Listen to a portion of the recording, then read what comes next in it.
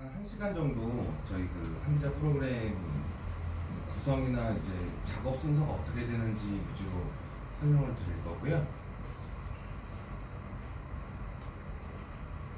상세 기능은 이제 다룰 시간이 없을 것 같고, 우리가 이제 한기자 프로그램의 목적이 이제 급여 계산을 하는 것이 가장 주된 기능이기 때문에 급여 계산을 하기 위해서 어떤 과정들을 거쳐서 급여 계산으로 나아가는가 하는 부분에 대해서만 간략하게 설명을 드리도록 하겠습니다. 가장 먼저 이제 그 어떤 회사를 등록하기 위해서 회사가 이제 어떤 식으로 이제 체계가 맞춰져 있는지를 먼저 설정을 할 거예요. 그래서 가장 먼저 이 급여 체계 회사라는 메뉴에 와 보시면 출퇴근 시간은 어떻게 구성이 되어 있는지, 급여 산정은 며칠부터 며칠까지를 계산해서 언제 주는지, 그리고 연차는 회계연도인지 입사일인지, 그리고 그 회사에 지금 지급하고 있는 수당은 어떤 것들이 있는지까지 자세하게 설정을 할 수가 있습니다. 그래서 되도록 급여와 관련된 원칙들이나 규정들이 있으면 그 부분들을 반영할 수 있게끔 만들어져 있고요. 세부적으로 들어가면 이제 어떤 수당이 제시금액에 이제 그 사람이 그 근로계약을 맺을 때 그 계약에 들어가 있는 금액인지 아닌지, 그 수당이 통상임금인지 아닌지, 이런 부분까지도 설정을 할 수가 있으니까 어떤 회사에서 지금 운영되고 있는 급여와 관련된 시스템을 적용하는 메뉴라고 보시면 될 겁니다. 여기서 이제 그 회사의 기본적인 틀이 완성이 되면 이제 직원들이 입사하고, 그리고 실제로 근로하고, 그리고 급여가 나가는 부분까지 이렇게 총 3단계로 구분이 되는데요. 가장 먼저 인사관리라는 큰 메뉴에서는 그 직원의 인사정보가 들어가는 부분, 그리고 직원의 급여 정보가 들어가는 부분, 그리고 이 2가지 정보를 바탕으로 근로계약서를 자동으로 완성시켜주는 이 3가지의 주요 기능들이 있습니다. 직원 명부부터 보시면요, 어떤 사람이 있을 때 그 사람에 대한 그 가장 기본적인 인사 정보들을 기록을 할 거고요. 이 사람이 뭐 근로자인지 사업소득자인지 뭐 임원인지 이런 부분도 설정을 할 수가 있고, 정규직, 일용직, 그리고 뭐 계약직 이런 부분들까지, 초단시간 근로자라든지 이제 비정기 일용직 근로자라든지 강단직 근로자라든지 이렇게 근로 형태를 세부적으로 입력할 수 있다는 부분들이 좀 특징적인 부분일 것 같고요. 보시면 이제 4대 보험 부분이나 이런 부분 헷갈리기 쉬운 부분들 있죠. 그래서 예를 들어서 일용직으로 선택하면 자동으로 이제 국민연금이나 건강보험료 부분이 이제 해제가 된다든지, 이런 부분들이 좀 자동화된 부분들이 있다는 것도 좀 특징적인 부분일 것 같습니다. 그래서 이 사람이 월급 근로자인데 언제부터 언제까지 근로를 하고, 그 시간이 이제 한 달로 환산을 했을 때 이제 총 근로시간이 몇 시간이 된다. 그래서 우리는 여기에 있는 기본급 산정시간, 월평균 근로시간을 바탕으로 이 기준임금인 제시금액을 지급을 한다, 이런 개념인 거예요. 그래서 이 뒤에 급여 부분은 뒤에 다시 설명을 드리겠습니다. 인사정보는 이런 식으로 입력을 하고, 조금 더 세부적인 부분들은 이 직원 인사정보라는 탭에서 가족사항이나 이 세금 부분들을 입력을 할 수도 있어요. 이제 뭐 중소기업 그 소득세 감면하는 부분들도 여기서 적용을 할 수가 있고, 조금 더 자세하게 들어가면 이 직원명부라는 탭에서는 인사카드, 우리가 앞에서 이제 기본적으로 다루지 않았던 인사정보들을 여기 인사카드로 넘어가서 조금 더 상세하게 자격면허, 학력 이런 부분들 조금 더 상세하게 관리를 할 수도 있고요. 이게 실제로 인사카드 형태로도 나오고요. 그리고 직원들의 이제 그 보수월액 일괄 변경이라는 메뉴가 이제 매년 건강보험이나 국민연금 같은 경우에는 매년 한 번씩 보수월액 신고를 할 거예요. 보수총액 신고를. 보수총액 신고를 하고 나면 일괄적으로 지금 여기는 인원이 몇 명 안 돼서 이렇게 한 명 한 명씩 바꿔줄 수도 있지만, 우리가 보수월액을 입력한 것대로 자동 계산이 됩니다. 보수보험료는. 근데 이렇게 한 명 한 명 계산할 수도 있지만 인원이 좀 많은데 100명, 200명 되는 데들은 한 명씩 바꿔줄 수가 없기 때문에 우리가 일괄 변경이라는 메뉴, 보험 공단에서 내려받은 그 CSV 파일을 그냥 업로드만 하면 이 보수월액을 일괄적으로 바꿔주는 그런 기능이 있어요. 그래서 연에 한두 번씩이지만 좀 편리하게 이용할 수 있는 기능이 있다. 이 정도로만 알아주시면 될 것 같고요. 직원 인사정보가 다 완료가 되면 우리가 이제 그 직원에 대한 급여 정보를 설정할 건데요. 여기 보시면 우리가 아까 150만 원에 이제 입사한 200만 원이라고 해볼까요? 200만 원에 입사한 이 신청이라는 사람이 있어요. 그러면 우리가 아무것도 설정을 안 했을 때는 그냥 기본급 200만 원으로 자동 분류가 됩니다. 근데 이 사업장이 예를 들어서 포괄임금 사업장이다. 그래서 한 달에 뭐 10시간씩은 고정연장으로 보겠다라고 하면 10시간 입력만 해도 기본급 줄어들면서 자동 계산이 됩니다. 거기에 맞춰서 통상임금이 계산이 되고요. 그래서 포괄임금제를 쓰고 있는 사업장 같은 경우에는 우리는 이 시간만 제시금액 월 고정으로 나가는 총 임금만 입력해주고 우리 회사에서 그 사람한테 할당해둔 시간만 입력을 하면 자동으로 통상시급이나 임금 계산이 분류가 된다. 그리고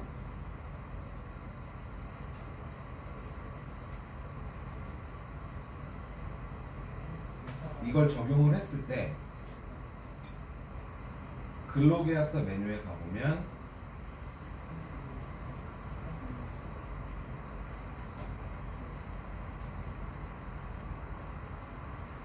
그 사람에 대한 인적 정보라든지 급여 정보라든지 이런 부분들을 다 자동으로 끌고 온다. 그래서 결국에는 이 앞에서 만들어진 인사정보, 급여 정보가 이 신청이라는 한 사람이 입사했을 때 근로계약서를 자동으로 완성시켜주는 그런 기능이라고 보시면 됩니다. 그래서 인사 담당자는 인사정보, 급여 정보 입력하고 그 근로계약서 와서 그냥 이걸 출력만 하면 실제로 그 사람한테 사인받고 등록해서 보관할 수 있는 그런 기능인 거고요. 여기서 자동화로 끌고 올 수 있는 정보들은 이렇게 다 구분이 되어 있어요. 그래서 이런 정보들, 이런 코드만 입력을 해주면 어떤 정보든 이 앞에서 입력된 정보를 끌고 올 수 있다. 그리고 한글뿐만이 아니라 엑셀 형태로도 가능하고, 그리고 이게 이제 모바일로도 보낼 수가 있어요. 이 모바일로 여기서 완성된 초안을 그 근로자가 핸드폰으로 보고 핸드폰 자체에서 서명을 하는 거죠. 그러면 우리가 이제 그 전자근로계약서라고 하잖아요. 그래서 꼭 서면이 아니더라도 전자 형태로도 이게 운영이 가능하다. 보관하는 부분까지. 그래서 이런 편의 기능들이 있다는 거 기억만 해주시면 좋을 것 같고요. 그래서 인사정보, 급여정보, 그리고 근로계약서까지 체결을 하고 나면 그 사람이 입사 처리는 다 완료가 된 거고, 이제 그 사람이 실제로 근태를 할 거죠. 근무를 할 거잖아요. 그럼 이 근무가 어떤 식으로 이루어지는지는 이제 두 가지 형태가 있어요. 어차피 이제 급여 계산으로 나아가기까지 이제 방식이 두 가지가 있는데, 우리가 앞에서 이 급여 설정을 할 때 그 포괄임금 사업장 같은 경우에는 고정 연장 시간을 넣어뒀잖아요. 그래서 그 외에 추가적인 임금이 발생하지 않는 사업장들은 바로 그냥 급여 계산으로 넘어가면 됩니다. 근태를 할 필요가 없어요. 그래서 정해진 임금이 있고 정해진 시간이 있다면 그대로 급여 계산이 가능하고요. 만약에 고정 시간이 있거나 없거나 우리는 실제 발생한 시간만 준다. 그럴 때는 이 근태관리 1 메뉴에 올 겁니다. 근태관리 1 메뉴에 와보시면 이런 식으로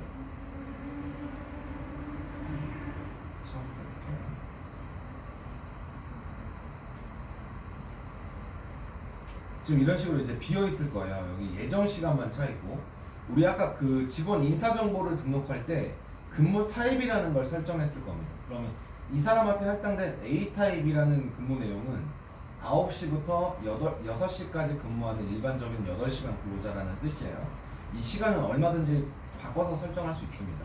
근데 우리가 인사정보 입력할 때 A 타입으로 등록을 해놨기 때문에 이 사람은 내일 월요일부터 금요일까지 9시부터 6시까지 근무하는 8시간 근로자구나 라고 생각을 하는 거고, 이제 이거는 계획인데 이걸 기준으로 판단하는 거예요. 실제로 들어오는 데이터가 이 시간이 초과했냐 덜했냐, 이 시간이 초과했냐 덜했냐를 비교를 하는 건데, 보통 사업장에서 세컨 데이터 같은 거를 쓸 거예요. 뭐 출퇴근 카드라든지 지문이라든지.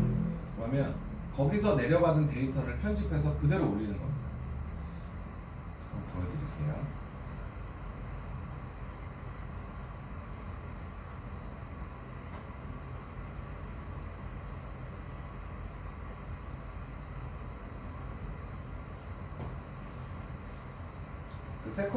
세컨 같은 데이터에서 내려받으면 이거 말고도 여러 가지 정보들이 나와요. 지금 이렇게 저는 편집을 해서 이렇게 5가지 데이터만 썼지만, 그래서 어떤 세컴이든 캡스든 S1이든 그 출퇴근 시스템에서 내려받은 데이터를 이 5가지 데이터만 추리는 거예요. 이 5가지 데이터를 추려 놓으면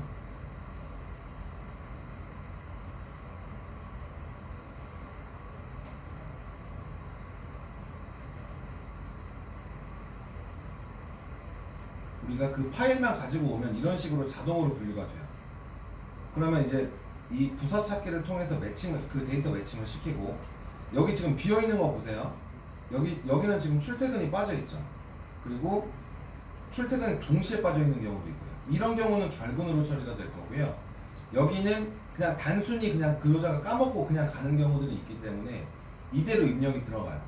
그러면 유효성 검사를 하고, 여기 보시면 이렇게 뭐 20시간 넘는 거, 굉장히 특이한 상황 같은 경우에는 유효성 검사에서 다 걸러지고요. 우리는 이대로 입력을 하는 거예요.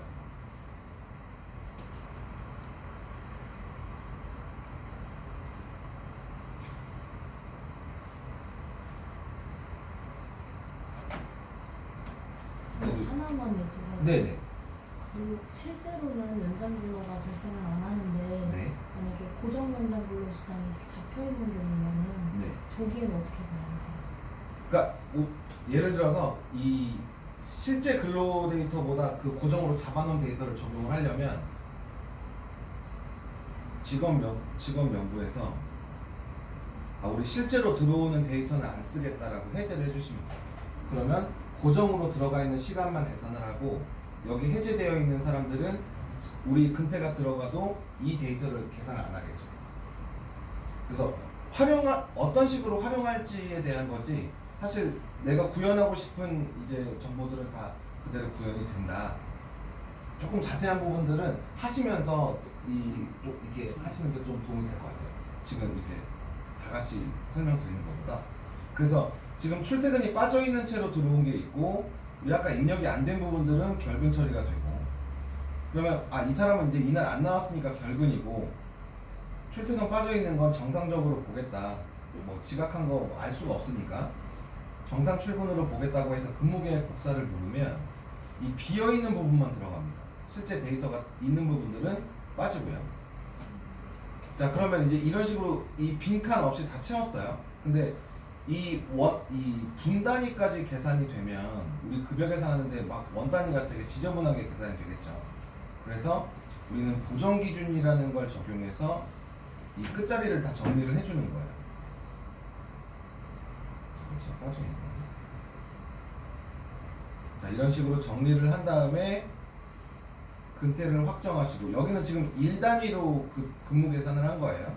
근무 시간 계산을. 그리고 두 번째 단계인 근태정산 월로 갑니다.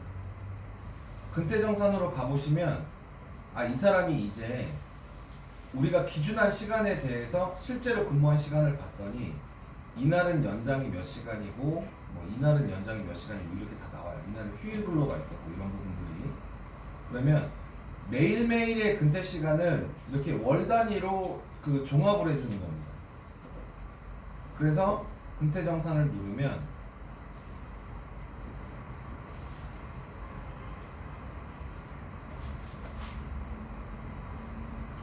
우리가 정산했던 그 시간을 바탕으로 우리가 조금 전 여기 보시면 이렇게 시간이 나와요. 뭐 근태 조정은 몇 시간이 빠졌다, 연장 근로는 몇 시간이 있었다, 휴일 연장은 몇 시간이 있었다 해가지고 여기에 우리가 근태 정산 월에서 종합된 시간을 바탕으로 자동으로 급여 계산이 되는 겁니다. 자, 지금처럼 근태 그 출퇴근 기록을 불러와서 월 단위로 그 종합을 시켜주고 그 종합된 시간을 바탕으로 월급여 계산하는 방법이 첫 번째가 있고요. 두 번째는 우리 여기서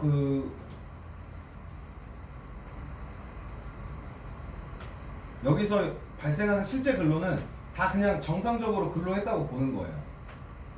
다 근로, 이 부분은 실제로 할 부분은 아닌데 그냥 보여드리는 겁니다. 그래서 이대로 우리가 계획한 대로 발생했다, 계획한 대로 연장 근로나 휴일 근로 말고 소정 근로가 다 정상적으로 이루어졌다고 치고 발생한 연장 근로만 따로 계산을 하는 겁니다. 여기서 이제 연장, 야간, 휴일, 그리고 뭐 지각조퇴 이런 부분들을 이제 빼고 더하고 할 수 있는 부분들이 있는데 여기서 뭐 이제 매일매일 발생하는 뭐 2시간씩 이런 식으로 입력을 해주셔도 되고요. 그냥 전체 한 달 월간 전체에 발생한 휴일 근로 전체 시간을 입력을 해주셔도 되고요. 그러면 여기에 있는 합계 데이터를 바탕으로 연장 시간만 계산이 될 거예요.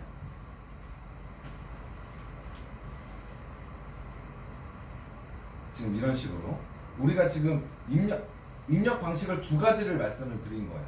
실제로 근태 체크를 하겠다라는 사업장에서는 이 근태 관리와 근태 정산을 이용하는 방법을 추천할 수가 있고요. 아, 근태 관리는 잘 안 한다, 근데 실제로 연장근로 계산은 한다, 이런 사업장에서는 이 OT 신청이라는 메뉴를, 이 방식을 추천할 수가 있겠죠. 그래서 여기서 실제로 입력한 그 OT 시간만큼 계산하는 방식이 있다, 이렇게 안내를 하면 될 것 같고요. 그래서 근태 급여 계산으로 넘어가는 이 방식이 두 가지가 있고, 그리고 연차휴가 관리 같은 경우에는 이 근태 관리 1에서 입력을 할 거예요.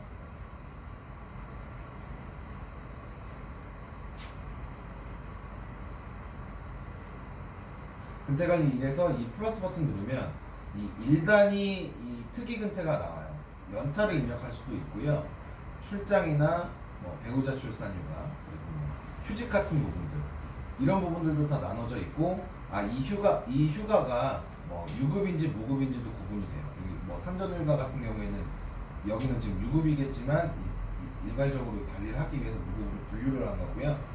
그리고 결근 형태라든지 이런 부분들을 상세하게 좀 적용할 수가 있다. 그래서 여기서 입력된 연차들은 이 연차휴가 관리대장으로 넘어오고, 연차휴가 관리대장으로 넘어오면 이게 우리 아까 입사일인지 회계연도인지 설정을 했잖아요. 그래서 지금 회계연도 기준이고, 이게 만약에 12월이 됐을 때, 12월 말일이 됐을 때 지금 남은 게 이제 4.95개다. 그러면 이제 1월 1일 날 정산을 해줘야 되잖아요. 그러면 이 정산 연차를 적어주기만 해도 우리 앞에서 계산되어 있는 통상임금을 바탕으로 자동으로 산출이 됩니다. 우리가 정산해줘야 될 금액이. 그러면 이 금액을 1월에 정산을 하겠다, 1월에 반영을 하겠다, 이렇게 해서 정산을 눌러주면, 지금 2월이었죠? 이것도 마찬가지로 월급여 계산을 할 때 여기 연차 수당에 자동으로 반영되는 걸 볼 수가 있습니다. 그래서 근태의 특이적인 사항들은 이 앞에서 입력을 하는 거에 따라서 월급여 계산을 누르면 자동 계산이 된다, 이렇게 이해를 하시면 되고, 그래서 이 앞에 발생한 근태를 바탕으로 급여 계산을 했으면 급여 대장 생성으로 바로 넘어갈 거예요. 바로 넘어가는데, 이제 급여 계산이 틀린 경우들도 있잖아요. 그래서 급여 계산이 틀린 경우에 이제 수정을 해야 된다, 우리 회사의 급여 내용을 수정하겠다 라고 하면 이것도 방식이 두 가지가 있습니다. 자, 지금 여기까지, 이 지급 내용까지는 우리가 이 앞에서 다 계산이 된 부분입니다. 자, 근데 예를 들어서 연장 수당이 잘못 나왔다고 하면 수동 입력 버튼을 통해서 개별적으로 그 급여를 바꿔주실 수가 있어요. 개개인의 개별 항목을 바꿔주는 겁니다. 이런 식으로. 그러면 이 앞에 있는 지급액이 바뀌는 거에 따라서 이 세금 부분들도 자동 계산이 될 거예요. 과세소득이 바뀌니까 자동으로 계산이 되는 거죠. 그래서 개별적으로 이렇게 바꿔주시는 방법이 하나가 있고, 이 데이터가 많다. 예를 들어서 뭐 직책 수당이 전부 다 빠졌다. 그래서 일괄적으로 다 넣어줘야 된다고 하면 이 급여 내용을 이 급여 대장 자체를 내려받을 겁니다.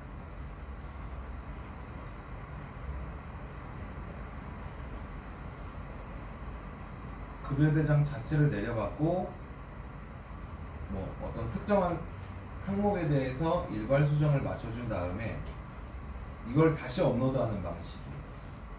대량의 정보를 수정하고 바꾸는 상황에서는 이렇게 엑셀 작업을 통해서 조금 더 편리하게 작업을 할 수가 있다 라고 생각을 해주시면 될 것 같아요. 그래서 지금 여기 보시면 그 대량의 정보를 업로드할 때 그 주의해야 될 점은 우리 아까 그 수동 입력으로 하면 자동으로